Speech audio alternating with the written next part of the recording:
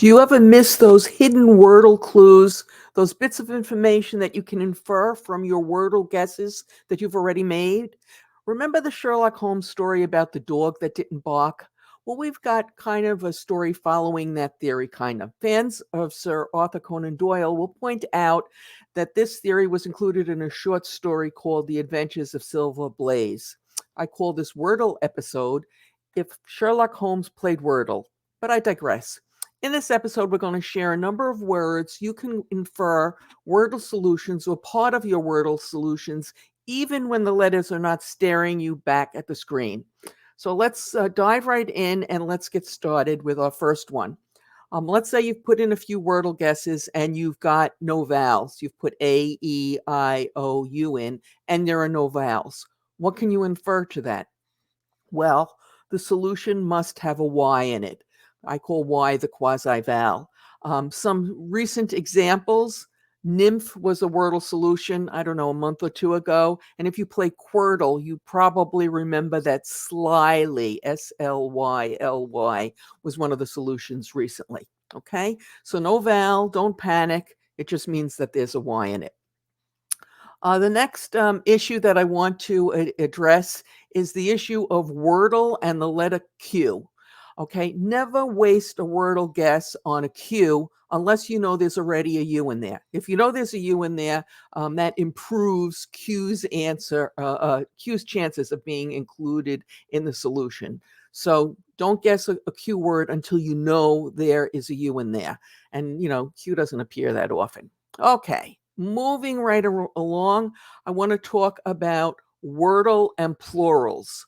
Now, it's been pretty well established that none of the Wordle solutions will be plurals, so words ending in S. But that doesn't necessarily mean that your guess can't end in an S. It just means that it can't be a plural.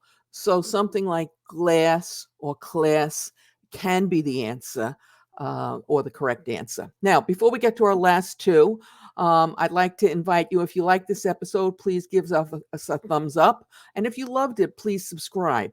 We produce new content for this channel 3 times a week. Tuesdays and Thursdays are devoted to accounts payable and payment issues, and Saturday are reserved for Wordle. So if you want to be notified when we post that content, not only subscribe on YouTube, but hit that bell. All right.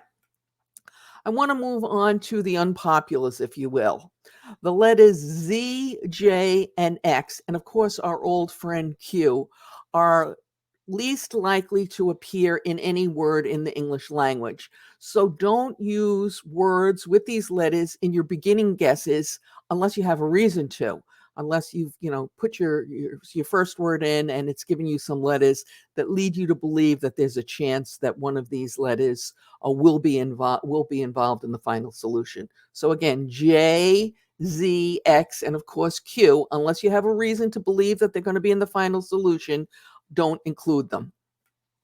And lastly, I want to move on and I want to talk about Wordle hack words. When all else fails, you've done all your guesses, and you're sitting there, you're staring at the blank screen. You can't think of what to put in next, especially after the first word.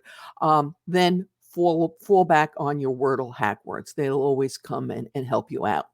Now, do you have any inferences that you want to share with Wordle players? If so, share them in the comments below. Do you want to learn more about hack words? Watch it right now using the link that will appear momentarily on YouTube and is below in the show notes. And as always, we greatly appreciate your thumbs up, your subscribes, your shares, and your comments. Good luck and happy Wordling.